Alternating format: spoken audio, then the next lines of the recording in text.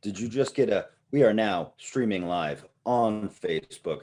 What is up, everybody? Welcome to the second episode of the Aggressive Pacifist podcast. We are your hosts, the Gilbo Baggins and Harrison. So tonight we have a wonderful little show for you. Before we begin, I do want to tell you how the show is going to be working. So we've kind of come up with a real format for the show here on out. We've developed a schedule and all that shit that you might want to know. So we're going to spend about half the time, about 35 minutes or so, talking about something of real importance, something like economics, history, a certain piece of legislation, whatever it may be. Then we're going to spend about 20 to 25 minutes just talking about bullshit conspiracies, just unwinding, giving you something fun to smoke something too. So that's really how it's going to go, and we're going to come on every Wednesday. We will be every Wednesday at 7:15 from here on out will be our time slot. So thank you for tuning in. If you are tuning in, if you're listening later on the podcast, make sure you share it with your friends. Make sure you do, because we need you. You're the reason we do this. If you weren't here, we'd just be talking to ourselves like we do every other day. So what's going on, my friend? How are you today? Doing wonderful. I'm excited for the show and the topic especially, which is Intro to Anarchy, which you and I are both very versed and rehearsed and educated in.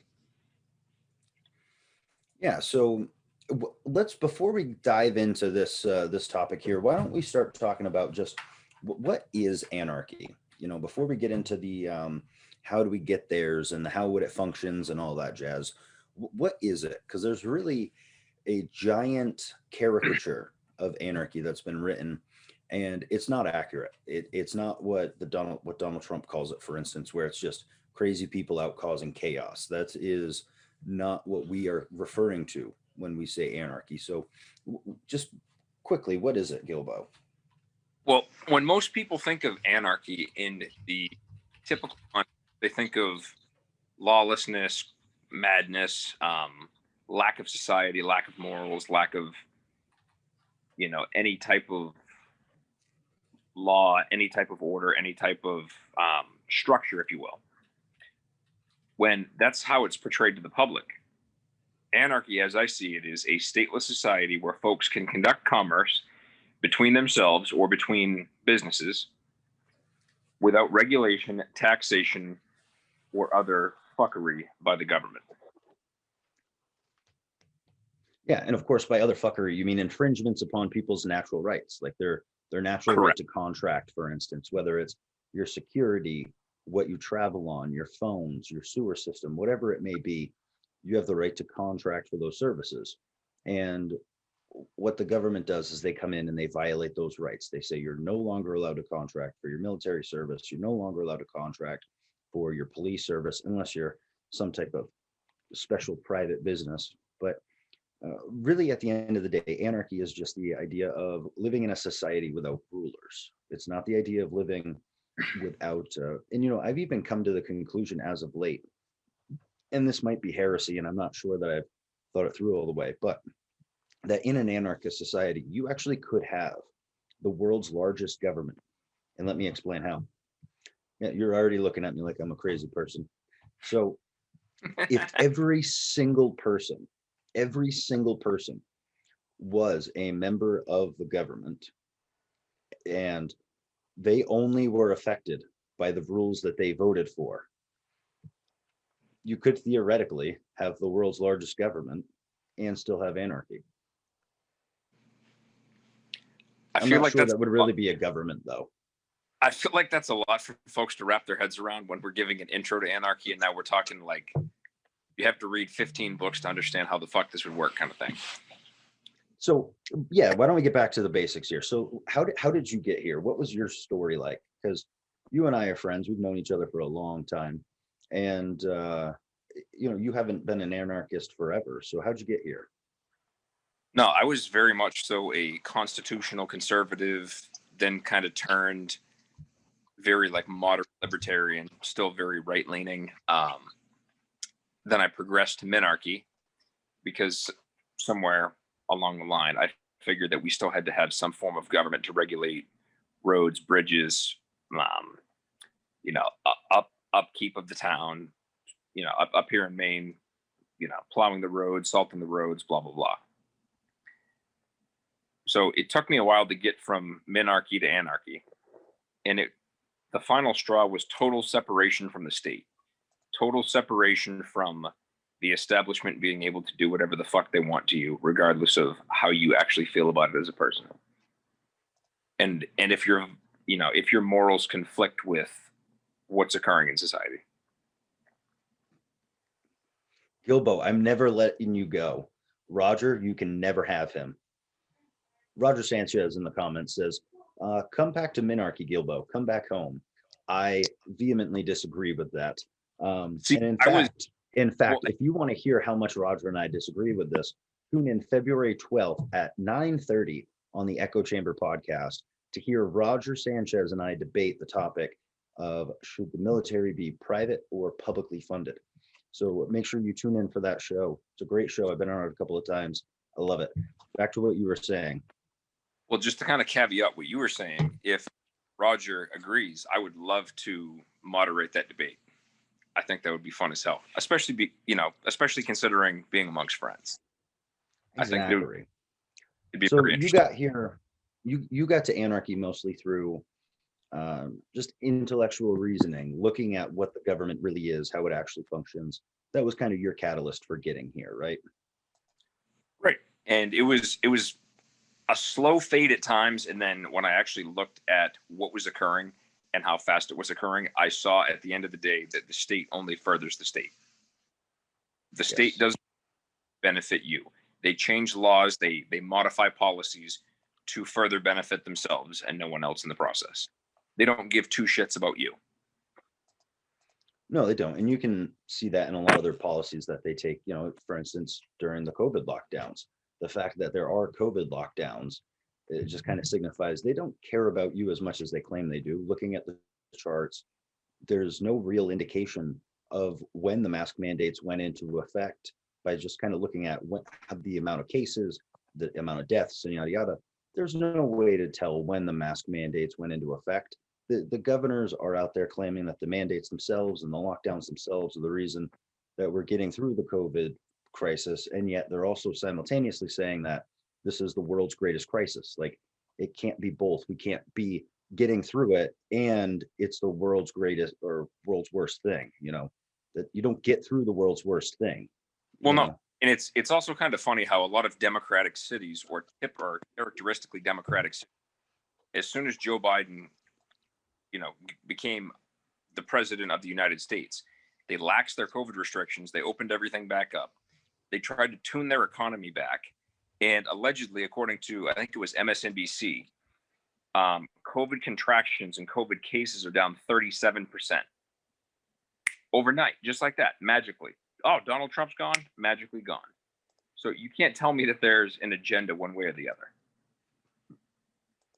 Yeah, it's very hard to convince me that there's no real agenda there. I would think that if Trump was still in office, we'd have a much different media situation around this. But let's get back to the topic at hand here. So what was your biggest hang up when trying to come over and, on your progression towards minarchy? What was your biggest hang up? My biggest hang up was, and I feel like a lot of folks who are minarchists would have the same argument, would be the postal service, the roads. Oh my God, the roads are everything. People lose their minds. Well, you know what? We wouldn't have roads. We wouldn't have commerce. We wouldn't have a system of currency. We wouldn't have transportation. We wouldn't have blah, blah, blah. But they forget that everything that the government monopolizes on now, which is inefficient, it's expensive, it's irrational, for lack of a better term. All of those things could be privatized where you could make money on it. You would have a competitive market, so it would be lucrative to use those services, and then they would be profitable for the consumer and for both sides, essentially. Right. And that's really what. Oh, I'm sorry to cut you off. That's the problem with doing these things over Zoom. So yeah, that's really what the goal of anarchy is to try and provide the best services possible. You've got all these different companies competing for your business, and the only way they get your business is by providing the best services. There's no one who has the legal authority to steal your money to provide you a service. And, for instance, just to kind of bring it back to the military a little bit, because that was one of the hard ones for me, and that's one of the hard ones for everyone. So, talking about the military, one thing to think of, and I shouldn't say this because my debate opponent is watching this and I'm giving him fuel for the fire, but it's okay. It's okay. So, so how can you say that a protective service is really protecting you when they only exist because they're stealing your money? They should. How can a service that claims to protect you really protect you when they have to steal from you in order to provide that? Because one thing they should be protecting you from is theft, correct? Oh, absolutely. Even though they're being paid with taxes through coercion of the state. They're not protecting yours and mine. They're not protecting our rights or our civil liberties. They're protecting the state's agenda, and they're furthering its will. That's all that they do. And the military-industrial complex, as it has been even in the last 30 years, goes to show that they don't give two shits about the individual or about America as a whole. It's all about big business. It's all about furthering the federal government. If you look at Lockheed Martin, Raytheon, all of these companies, they love war. They get a fucking raging hard on for it because what does that mean? Money. Mm-hmm. These massive war hawk companies that they prey on any small war, any way that they can stick their dick into a war and make money off of it. You're absolutely right. And they'll ever expand their power. They've done it since the beginning of governments. They always expand their power. That's kind of what a government does. That's the essence of a government, is trying to seek more and more control. And, it's an organization that is supposed to run off the consent of the governed, meaning the people who elect them. But that's just not the case. So often we see people voting for the lesser of two evils rather than somebody they actually want. And until we have people voting for the candidate they actually want, you're not being represented by people who are necessarily your first option. So therefore, they don't really have the consent of the governed the way they claim they do. Now, let me ask you this, Gilbo. When you were making your little transition here, who were some of the biggest thinkers, the books that you read? What were those catalysts for you? Honestly, intellectual lubricant, if you will.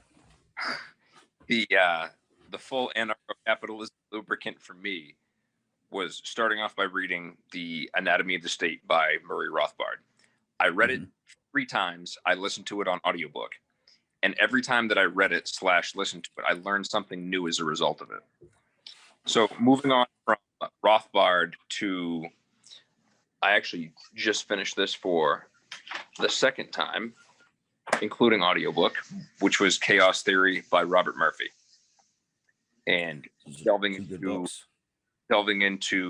Mises essays, Ludwig von Mises essays, and reading other essays put forth by Ron Paul, Murray Rothbard, Robert Murphy, all huge names there. I'm a huge Ron Paul guy. Ron Paul dragged me from the GOP into the Libertarian Party. And then it was kind of, you needed some anarchists to bring you the rest of the way there. Right, exactly. So when you were reading these books, right, and now both of those books, Anatomy of the State, for instance, deals more with telling you what the state itself really is, how that entity really functions, what their goals are, and tells you why they continually expand. And then Chaos Theory gives you some of the intellectual framework to understand how market anarchy actually can work. It tells you, how can we have private defense, private security? It goes through 2 of the most challenging ones in a very quick little essay. And Robert Murphy actually wrote that when he was still in college. Like, he was still a grad student when he wrote that, just to give you an idea how smart that guy really is. He wasn't even a doctor yet. Absolutely. Very lucrative, very informative, and reading it was, I just wanted to keep hearing more examples of it. And every example that he gave was like, wow, you know what? Shit, I never actually thought about it that way, but it's a functional prophecy and it could work. Well, it's definitely possible that it could work. It's one of those things where once you are kind of brought into and, born into, if you will, these ideas into how can a system without a government, without somebody with a bullhorn telling you how everything's going to run, how would it organize itself? What is the most likely course of action? And in that book, he really dives into insurance companies being kind of the regulators of things. It would really come down to homeowners associations, people making these tiny little private agreements on how to best control their tiny little community. And that really would be the way that I think it would shake out. I see no reason why it wouldn't. And honestly, I think the biggest thing that he conveys throughout the entire book from start to finish is consent. When you sign a legal document with, whether it be a business or another individual, you're giving consent to their services. You're giving consent to, you being on their property, them being on your property, the whole 9 yards. There's no room for bullshit. There's no room for infringement because it's all consent based. There's no coercion involved. And I find that extremely important, especially because everything done in today's modern America is done through heavy coercion. It is. Well, the system can't function without coercion. It's a necessary ingredient to the pie they're cooking. Well, right, because, the whole premise is you're going to pay taxes, and if you don't, we're going to send armed men with guns to your house, and we're going to arrest you for not, relinquishing a portion of your wage is fair for us to take. Well, I never consented to having the government come 28% of my paycheck, whether it be federal taxes, state taxes. I never consented to giving up what I've earned. And for what reason? I never signed a contract saying that was okay. Well, and like right now, for instance, when you're paying your taxes, you're paying to kind of continue the war in Yemen, you're paying to continue all the wars in Afghanistan, to continue the drug wars. And if those are things you're against, why would you want to pay taxes? Why would it be deemed acceptable for you to pay those taxes? I mean, that's like if you're a heroin user and someone says, you have to give me your money, you're going to buy heroin. You go, well, I don't do heroin. I don't want heroin. They're like, no, you're going to buy heroin. You don't have a choice. You have to buy it. Right. I mean, that's how, and the argument is that, well, it protects everybody, even if you don't want it. It's a system of defense. And I would give a lot more credence to that if we weren't in, I think it's like 100+ countries. We've got bases all around the world. We're defending a lot of people, but not really ourselves. So let's, let me ask you this. To caveat, we're defending, we're defending a lot of people. We're in other countries utilizing and taking their natural resources to further what? To further the war effort, to not utilize our own oil, to do what? Are we really over in Afghanistan to make people free? I don't believe that. Because if we were over in Afghanistan to better that country and to make people free, it wouldn't have taken us 20 years to accomplish our end, and we wouldn't have U.S. soldiers guarding poppy fields. We would be over there burning. And if that was the goal, and if that's the goal, then here's the question. Where in the Constitution does it grant Congress the authority to declare a war for that reason? Or where does it in the Constitution allow the United States to go become the police of the world? It doesn't. Exactly. Let's bring it back to the whole reason we're here tonight. Let's bring it back to the question of the intro to anarchy, right? So your biggest thinkers, your biggest books, it was Ron Paul helped get you to libertarianism, and then Murray Rothbard kind of got you to ANCAP, then at least on a philosophical level, and then Dr. Murphy came in, kind of got you there on intellectual level, right? Is that more or less what I'm hearing? Yeah, that's pretty much the premise of it. Yeah. And one of the things that's so exciting about this project here is that you are a pretty new ancap. So as we go through this, we're going to see like a really beautiful kind of progression in how many like the books you're reading, the ideas you're being exposed to. And I myself am only in this for a couple of years. So I'm always learning something new. And you right now are at a very exciting intellectual time. I'll tell you that. I remember being where you are right now. It's very exciting. So Right. congratulations. It's definitely exciting. It gets the blood pumping, and you're like, holy shit! Well, and you're like, whoa, that's something new I hadn't thought of before. And, not Right. everything that you read, you're going to take some of the stuff, you're going to go, yeah, I don't like that. You're going to cast it aside, but Right. you're thinking about new ideas, and you might change your mind someday. You might be exposed to new ideas that you go, hey, I actually agree with that more. But the important part is that you're along for the intellectual journey, so that's, I think you're going to see that's these headphones are killing me. There we go. So it's going to be a fun journey. This whole show is, we're on episode 2 right now. By the time we get to episode 200, it's going to be a completely different show. We're going to be much more refined and all of that jazz. But what is the next book you're reading, or what are you reading right now? So right now, you'll have to excuse the prior description that was wrong. And I'm actually reading an essay by a very famous author called A Brief Inquiry into the Causes and Solutions Surrounding Homelessness. And I'm actually excited to see that in final form. That this is actually written by a world-renowned author whose name is Harrison Kemp. He's an anti-war veteran. I have the pleasure of being on the show tonight, and I'm just going to kiss his ass for 3 seconds here. Wicked world-renowned. Wicked. So that essay there is, it is what the title says it is. It's a very quick just description of what causes homelessness and then how can we solve it without the state. Is a proposal, more or less. You'll read it. It comes out on Valentine's Day. But if you want to learn how we can solve homelessness without the state, check it out. It'll be wicked cheap, dude. Wicked cheap. It's only going to be about 60 pages. It'll be the size of Anatomy of the State. That's the goal. So you can tear through it in a quick day. And if you want to read what is, yes, Ricky Savage, it is a shameless plug, and it's only getting worse. If you want to kind of read the rough draft of that, go to harrisonkemp.com, go to the blog section. It is right there, titled as it says.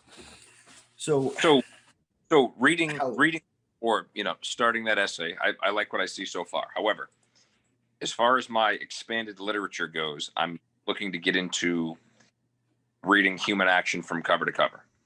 I've read the first 35 pages. I had to stop. I had to think about a couple things and then finally get back into it again. And it's also a long freaking book.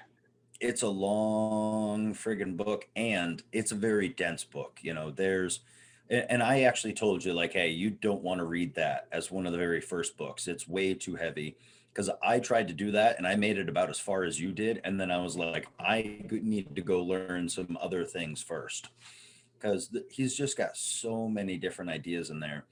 And it's a lot of new stuff. It's 900 pages. The book is a weapon. If you ever want to kill someone and get away with it, use Human Action and then put it in a fire. Your golden goose, good to go. That is not legal advice. That is comedy. Absolutely.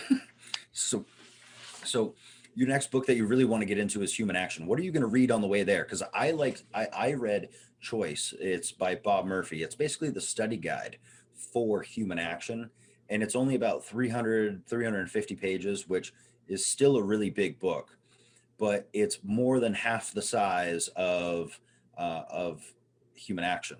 And he explains stuff in more modern language, less scientific language, and kind of makes some more modern analogies that might relay better to the common person today.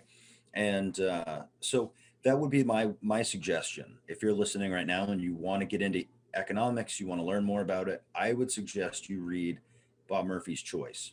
I don't have an Amazon affiliate, anything link for that. Just go to your local bookstore, go to Sherman's. Actually, Sherman's has 5 locations throughout Maine. If you're in Maine, find the local Sherman's bookstore near you and go buy it there. I don't know if they have it or not, but ask them for it. See if they've got it. They I'm can sure they probably can order it. for you. Yeah. I'm sure they can. I'm sure they can order it.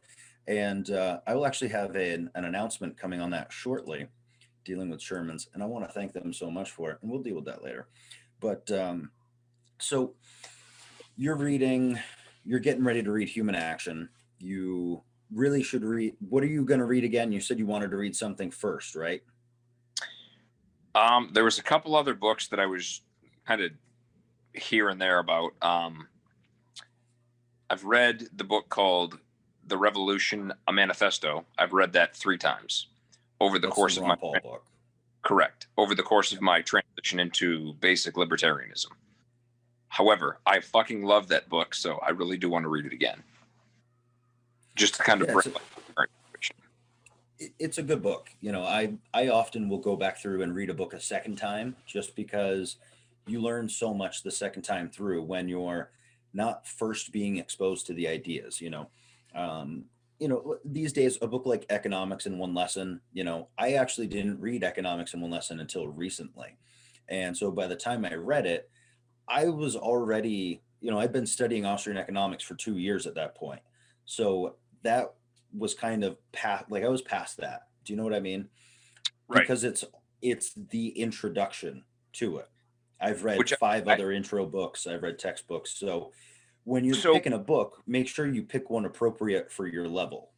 So Economics One Lesson, to me, from the gist of it that I got, it's very basic, very specific. It's made for people who are not well versed in economics. It's a very broken down Barney style. It explains everything to an illicit T.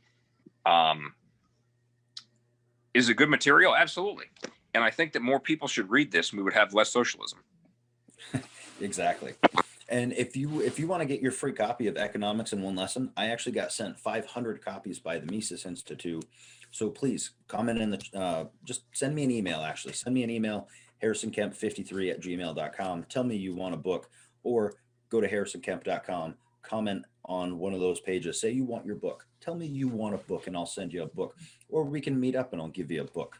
Because I like to give out books. We need some books out there in the public. If more people read more books and were exposed to more ideas, we would have less echo chambers. We would have more openness to ideas, and we would have less infighting amongst people, especially like family members. Everybody gets so tense and fights about shit because they don't agree.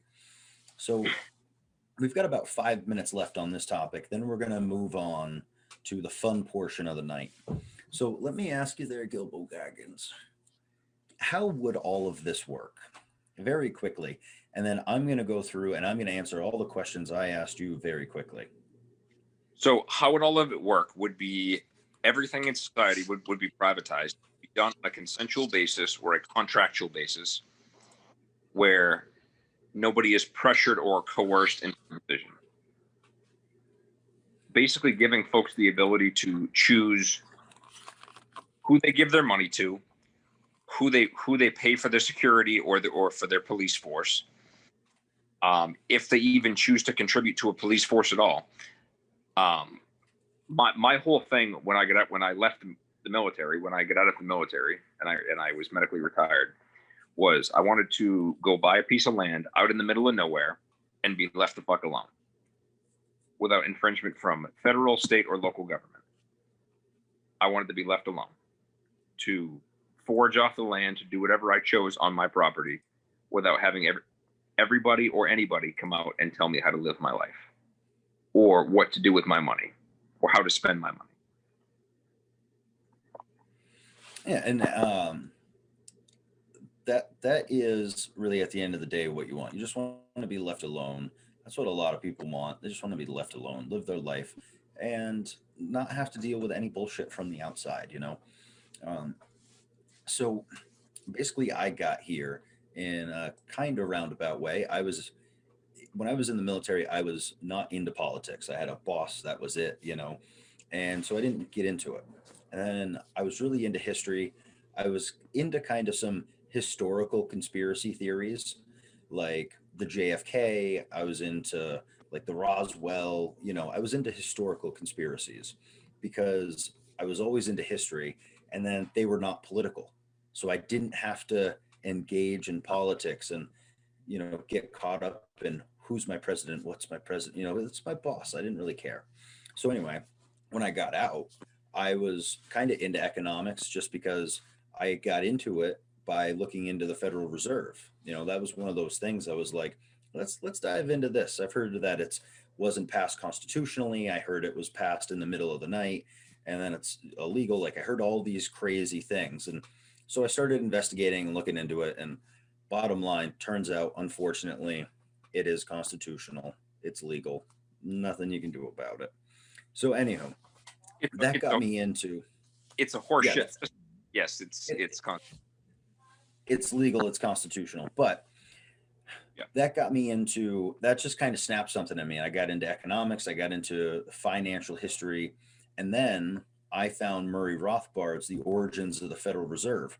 This wasn't me getting into Austrian economics specifically. It was just me researching the Fed, And so then I got intro to Murray Rothbard, which introduced me to the Mises Institute.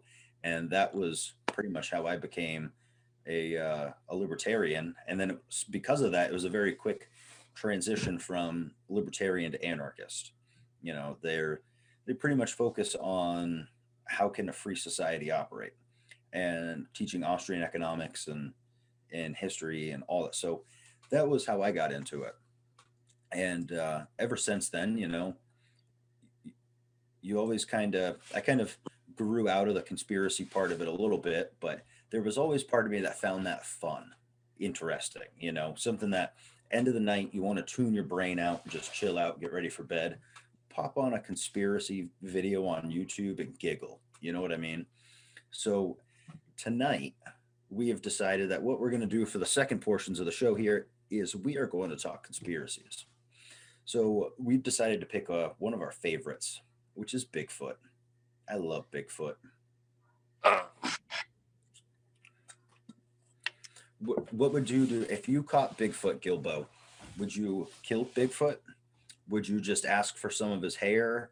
Would you eat beef jerky with him? What are you doing? Go. I feel like it's a catch-22 no matter what I do, because I feel like if I shoot Bigfoot and I actually kill Bigfoot, the government's going to fuck me in the butthole somehow because I don't have a legal tag for Bigfoot. It wasn't Bigfoot season, or I used the wrong caliber. Like I'm screwed no matter what I pick. If I take no matter what. Right. If I take a picture with him, everyone's like, oh, yeah, you know what? That's fake, blah, blah, blah. Even though allegedly Bigfoot lives 20 miles away in Wayne, Maine. I can't confirm. Or Turner, right. People have seen him all. Yep. I would probably just eat beef jerky with him. Like, dude, so, what have you been doing all these years that, you've been so elusive that no one can catch you? And here I am eating beef jerky with you, and I haven't shot you, and you haven't freaking ripped me limb from limb, so. And I think the craziest part of all that is that Bigfoot speaks English. Or Czech. Or Czech, yes. He could speak Czech. And to me, he could speak Slugogavan. That's a made-up language. I made it up. He could. He could. In 19 countries. Dude, he could just he could pop out of your closet tonight and just start speaking Slugogavan to you. He could, and I think and which brings me into my question for you here. It's a perfect lead in, actually. What do you think of the idea that Bigfoot can teleport? He's an interdimensional being who has the ability to travel through space and time. That's why he can't be seen. That's why you can't find him, why you can't track him, because he doesn't actually walk. He just shows up somewhere, grabs the deer, eats it, and he's gone. What do you think of that idea?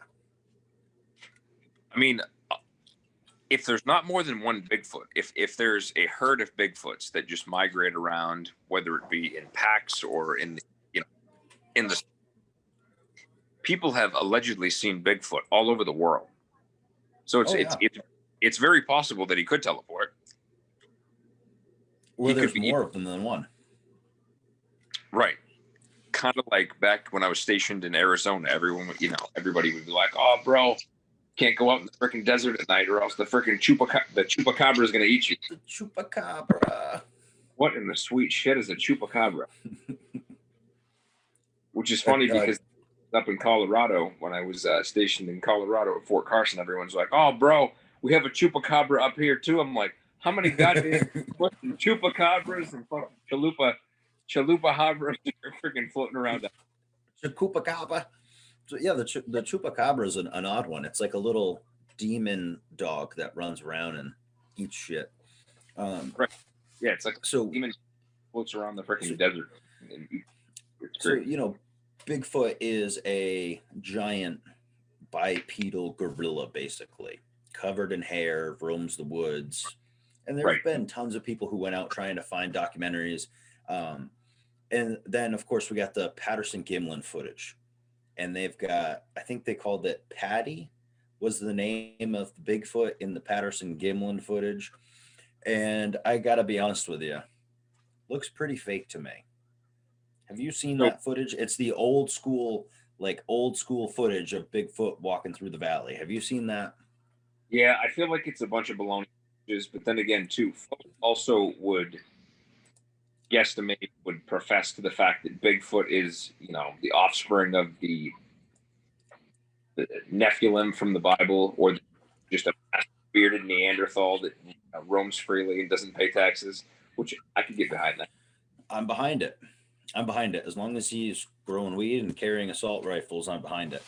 So I love it. So now you brought up something about the Nephilim here, right? And I think there might actually be something to that, because the Bible talks clearly about Nephilim being the offspring of gods and human women, and that they started breeding with animals as well. They started sinning with animals. So it would make sense that there could be these godlike creatures who, to us, they're godlike because they are half god. So I think that is actually where the idea that they can teleport comes from. So good job there, Gilbo Gaggins. Good job, my brother. Well, if you think about where the origin of Nephilim came from, it was when allegedly the angels started to mate or have intercourse with humans. And then their byproduct turned into what some would call, an abomination, what some would call, a demigod, whatever you want to call it. And then that progression to animal, into, having intercourse with animals and so on and so forth. Who's to say that they couldn't have created a full-blown abomination that just wants to be left alone, runs around the woods naked at night and freaking, flaunts his furry balls at you? I don't know. You could. I mean, if I was some, celestial being and I was gonna create something, I guess a Bigfoot would be the thing to create, especially if it can time travel. That'd be pretty cool. Now, there's a couple of documentaries out there where they so-called catch Bigfoot on recordings and they can hear the sounds of them. And what I find odd, but almost not odd in a way, is that they claim Bigfoot kind of talks like a ninja. I think they actually call it like ninja talk or something like that. And so it sounds kind of like you would expect an old Japanese guy to sound. Like, I don't know, like a stereotypical movie old Japanese guy. Do you know what I'm saying? You can hear it in your head right now. Oh, absolutely. According to them, that's what Bigfoot sounds like. I find that odd. I find it odd that any animal would talk in the way that humans talk. Do you know what I mean? And of all things, why an old Japanese guy? And I was totally leveling. Well, the reason is because the reason I think it could make sense is because they found the only known remains of the Australopithecus, or Australopithecus rather, which is a giant 8-foot tall bipedal ape, was in China. So it was in the Asian area where they kind of talk like that. So I guess in that sense, I could see like if they developed alongside humans, that could make sense. But there's a whole lot of assumptions that there's no evidence for in that. Dude, all I'm saying is if I'm walking back out of the woods from hunting and then all of a sudden here, oh God, Gilmore's hunting, I'd turn around and be like, I'd shit myself. I'd be like, dude, why is this Japanese ape fucking in the middle of the Fayette Woods in Maine, dude? I don't know that I can do. And they also communicate over long distances through knocks. So they'll take like a giant tree branch or whatever and knock it against a tree. And that's how they communicate. And you'll hear on these tapes, you'll hear knocks, but that doesn't mean anything. Do you know? Most interesting. Like, so we have talked about this before. We've talked about going on a Bigfoot hunting expedition out there in the Turner Wayne area. And we've kind of planned it out a little bit. You know, it involves a lot of claiming that we're camping and a lot of beer. So what do you think about that? What do you think about going out camping for a couple of days and tracking this sucker down, seeing if we can't get sucked through a wormhole? As far as the wormhole goes, I feel like some magic mushrooms would have to be involved in order to actually see a Bigfoot or jump down a wormhole. Shit, realistically speaking, my uncle claims to have seen Bigfoot 25 years ago out at the Wayne Dam, right at twilight. Allegedly, the Bigfoot ran his happy ass across the Wayne Dam. However, I can't speak to what type of drugs my uncle was or wasn't on while he saw this. Can neither confirm nor deny what was or was not in his body at the time. No. It may have just been a friggin' 480-pound freaking Neanderthal from Wayne running across the Wayne Dam in his skivvies with his hairy ass nuts dancing across the top of the moonlight. I don't know. I couldn't tell you. It could be Sam from Trailer Park Boys. You never know. All I'm saying is I'm pretty glad that I wasn't there. You know. So, you know, I feel like a lot of people have a misunderstanding about what Bigfoot is, because we hear a lot of stories about Bigfoot where a Bigfoot-like creature saves somebody. You know, someone breaks their leg, they get carried to shelter, they get food, berries, whatever by the Bigfoot. We hear that with Bigfoot, but we never hear that with the Dogman, which Dogman is kind of brings it back to the Nephilim that you were talking about before. So what do you think the odds are that you could find a Bigfoot and then house train it and keep it as a house mate? I think it would be a hell of a time, honestly. It would be. I think that I think it would require a lot. Yeah. That's its own podcast right there. You know, 24-hour stream all your own. Dude, bar none. So now we got about 5 minutes left here, Gilbo, before we're done for the night. So why don't we go ahead? Let's go ahead. Give the final thoughts on everything we talked about here. What is your final thought on Bigfoot first? Your final thought, if you had 1 minute and someone's got a gun to your head, does Bigfoot exist or not?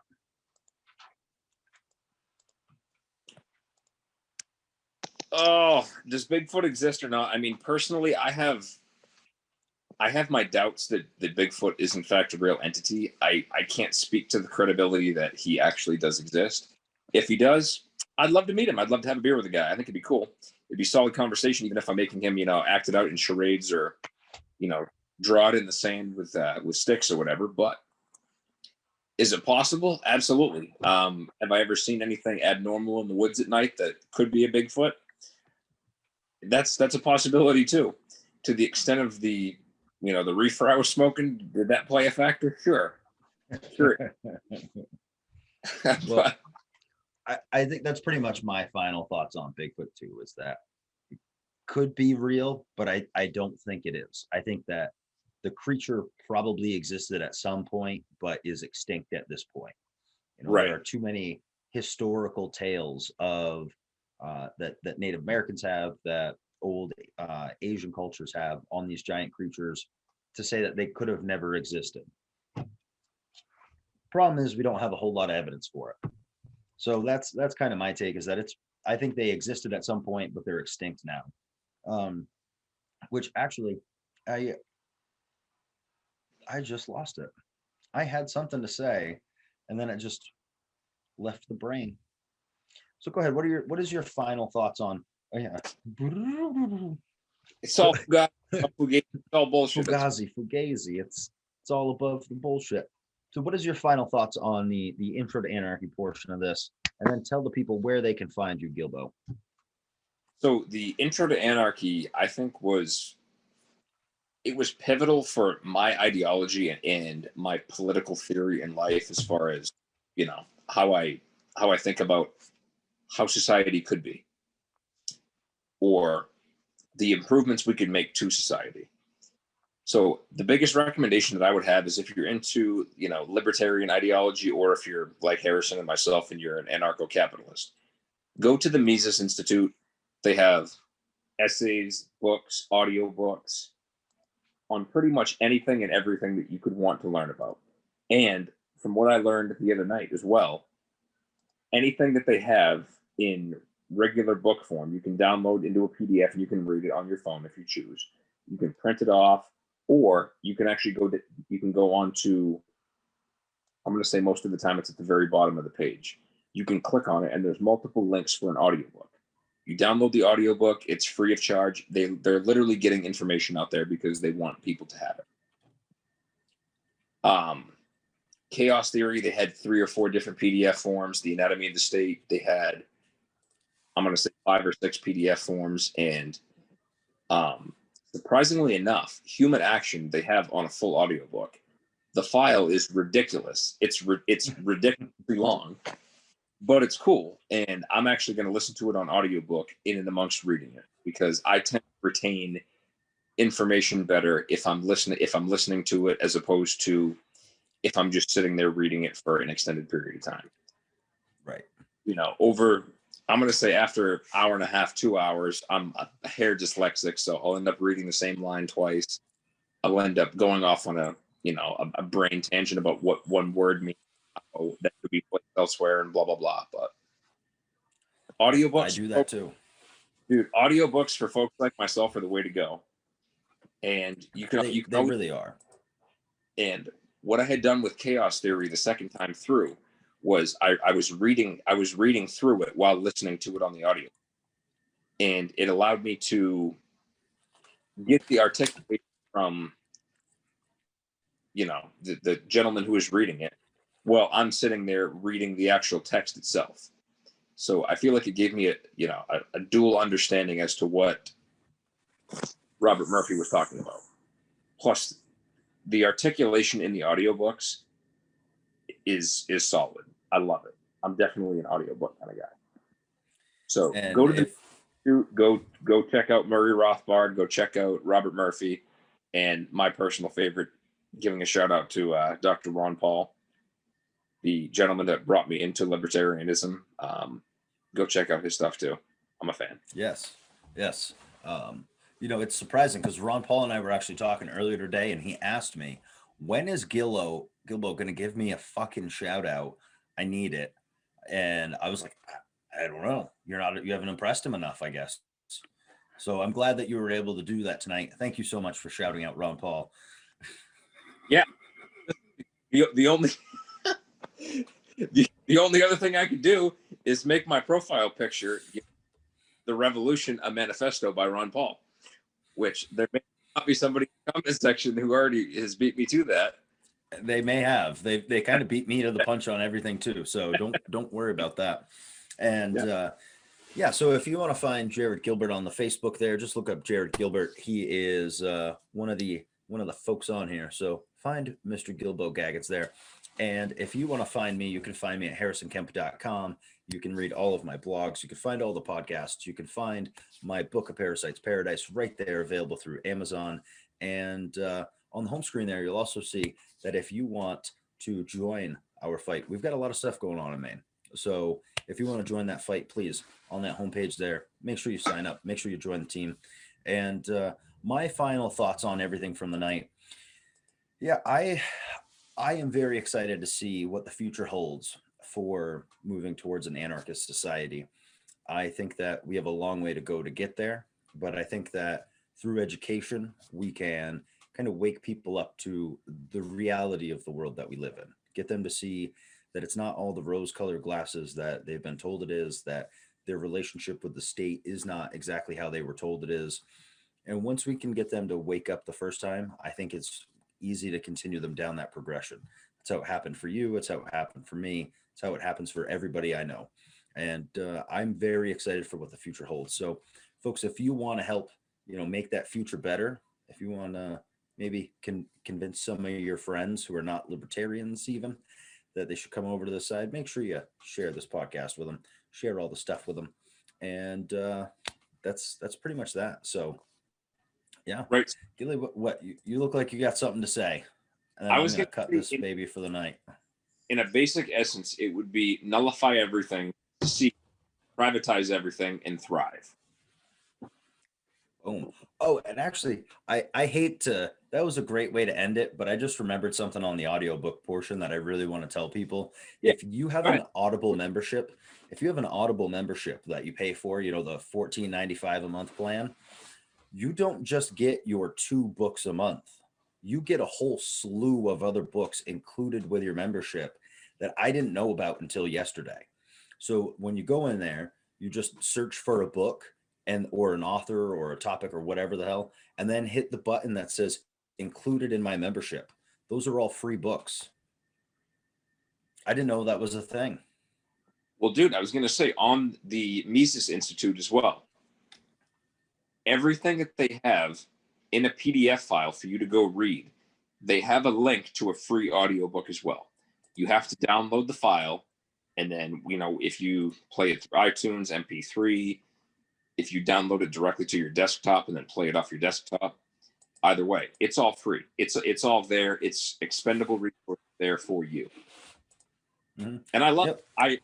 I utilize it to the fullest. I love it. So make sure you check us out next Wednesday at 7:15 right here on the Facebook. We'll be here. We'll see you then. And until next time, stay beautiful.